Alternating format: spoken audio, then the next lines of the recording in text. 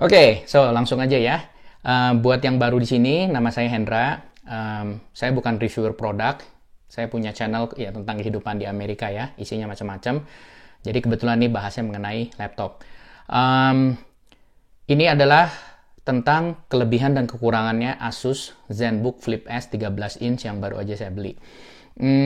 Bisa lihat di link di bawah ini. Jadi perjalanannya adalah pertama saya pakai Microsoft Surface Pro 2017, itu yang saya mau upgrade. Saya beli MacBook M1, terus nggak cocok, saya kembalikan, and then ganti ke ZenBook ini. Saya pikir udah yang terakhir karena speknya itu udah perfect di atas kertas gitu kan. Akhirnya ya terpaksa harus saya ganti juga karena nggak cocok buat saya. Jadi ada beberapa barang tuh yang memang nggak cocok untuk orang-orang tertentu gitu loh. Jadi nggak bilang si A suka, si B suka, si C cocok, si D pasti cocok. Nggak. Jadi again, ini nggak ada jawaban yang istilah benar atau salah ya. Ini barang perfect. Hanya not for me. Nanti saya jelasin kenapanya. Buat yang belum tahu juga, di Amerika itu kita kalau beli barang bisa kita kembalikan. Jadi lihat nanti di link di bawah. Kok bisa gitu ya? Ya itulah kelebihannya di sini. Oke, yuk kita lihat langsung. Oke, kita mulai dari fisik luar dulu ya, posisi ketutup. Ya, yang pertama tentu chargernya kecil. Terus USB-C yang power delivery, high quality kelihatan lah ya, kabelnya juga yang gede. Terus yang kedua, fisiknya ini warnanya keren. Dan kalau kita lihat nih ya, pinggirnya ini ada list kayak emas gitu di samping sini, depan sama samping kanan. Di sini ada power sama USB A, terus di sini ada USB-C 2 biji dan HDMI. So, kalau Anda bawa ini ya kelihatan, wah elegan ini nih. Barang mahal, kelihatan lah barang mahal ya. Jadi warnanya jet black namanya, form factor juga bagus. Cuma ada satu kelemahan kalau menurut saya. Kalau Anda lihat nih ya, ini fingerprint magnet. Mungkin ini nggak terlalu jelas nih. Kalau di sini lebih jelas. Ini depan. Sisi belakang lebih dahsyat, sudah kelihatan ya. So, elegansi levelnya berkurang kalau menurut saya. Kalau orang yang yang nggak begitu peduli ya, barang udah keren begini tuh bercak di mana-mana gitu. Jadi tergantung level OCD Anda. Kalau memang nggak tahan ya lap.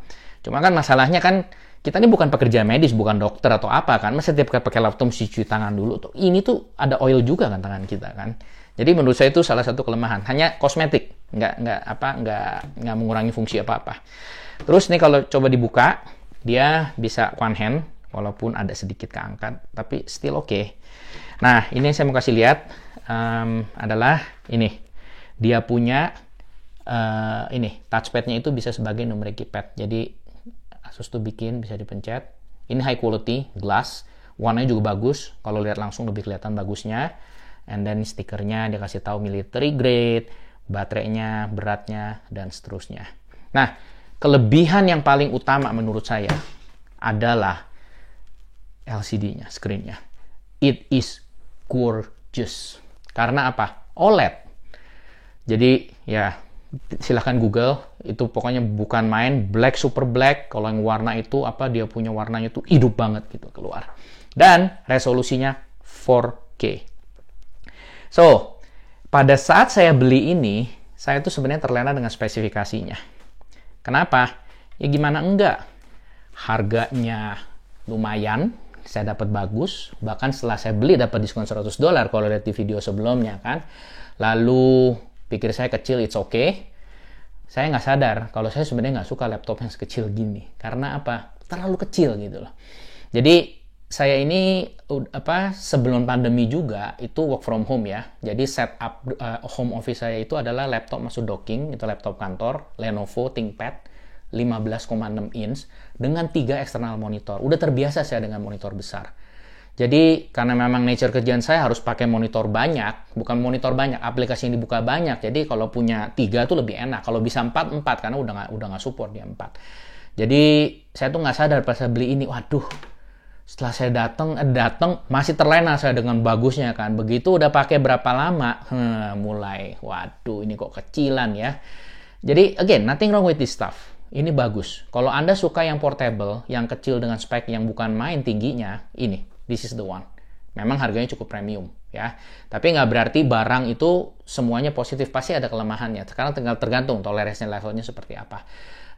Ini kan baru appearance fisiknya ya. Nanti kita masuk ke dalamnya kayak ke software yang bukan dalam saya buka ya.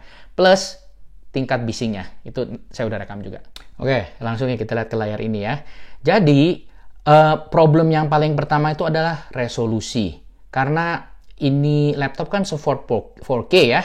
Jadi pada saat saya buka itu settingnya di 3840 x 2160 ya 4K resolution dengan 300%. Ini saya punya aplikasi nggak bisa capture resolusi setinggi itu, jadi saya nggak bisa tampilkan di sini. Tapi kira-kira gambarnya seperti ini, sama seperti sekarang yang 1080p dengan 150% scaling.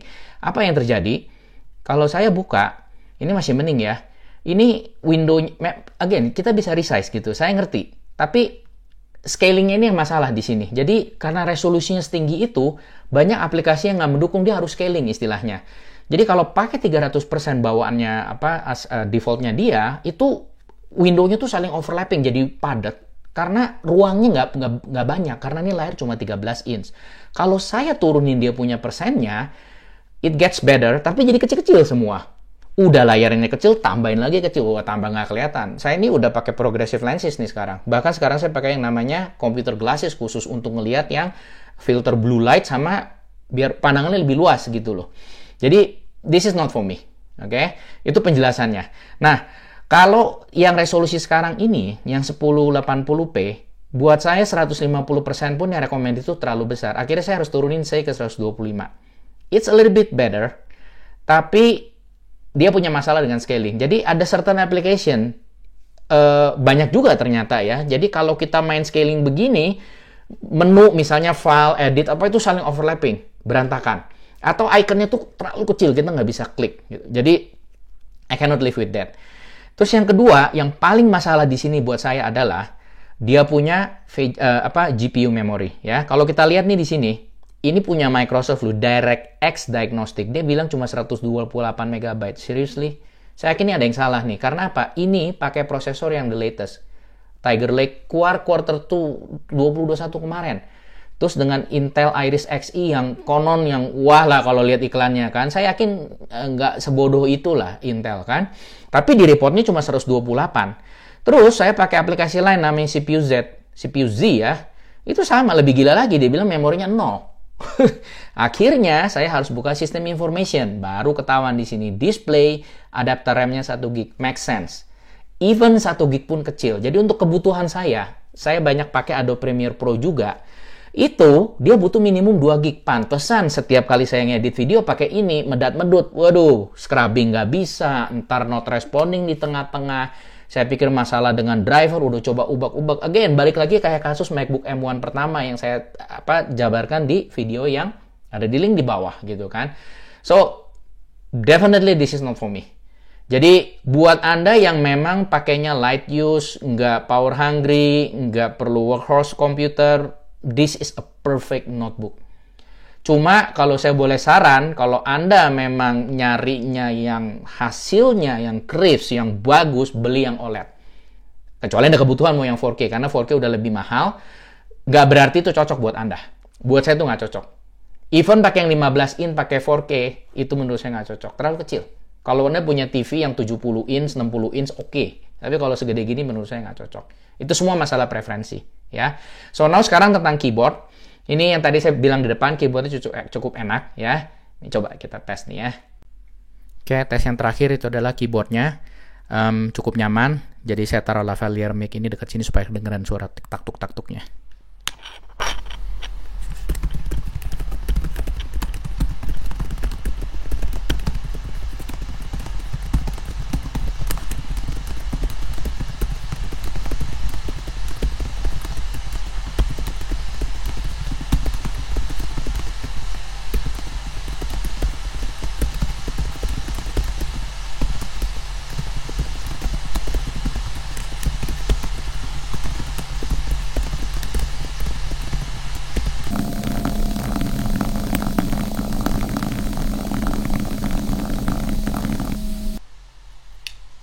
Not too bad. hasilnya udah keluar. Nanti saya kasih lihat screenshotnya. Oke, sekarang ini coba rekam suara bising fan-nya pada saat full load. So, kalau kita lihat nih, lagi jalanin Cinnaband sekarang, render dengan 80% CPU usage dan memorinya kira-kira setengahnya, 7 GB pemakaian. Karena saya nggak punya decidometer istilahnya ya.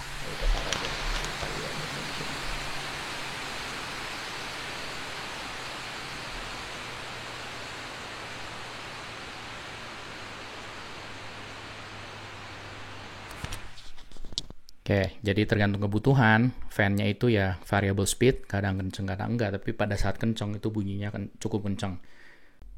So, pengganti ZenBook ini apa? Here we go. Cush! Agak sedikit berbeda. It is a gaming laptop. Asus ROG Zephyrus, whatever it's called. So, saya belum pernah punya laptop gaming seumur-umur, jadi this is gonna be the first. Saya belum buka sama sekali. So, just wait for the next video, unboxing and mini review. Okay? So, thank you and see you in the next video. Bye-bye.